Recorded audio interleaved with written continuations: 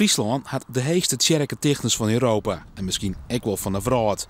En dat budget echt duur onderhoud. Subsidies binnen dan ik botnedig. Het Rijk en de provincie steken behoorlijk wat geld in het onderhoud. Maar het is niet genoeg. Je waard voor 45 tjerken in Friesland onvullende subsidie onvregen bij de provincie voor 8 ton. Ja, dat moet op zich best wel een soort gebeuren, maar we hebben een hele grote dingen. Ik kreeg een berichtje in de krant stond dat de onderhoudssituatie in Friesland goed is. Nou, dat is er ik, maar we moeten het wel bijhouden.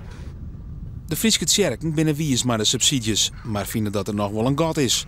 Want er binnen een soort gemeentes die het niet toch al monumenten beleert. Dat zo oorsmatten.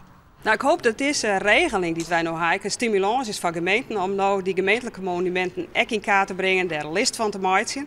Want dan kies ik mooi wanneer bij deze subsidie aanvragen en dan komt het mooi bij elkaar. Dan is het Rijksmonumenten die het belangrijk binnen, maar ook gemeentelijke monumenten die het van belang binnen. En daar kiest dan met elkaar een hele slag in slaan.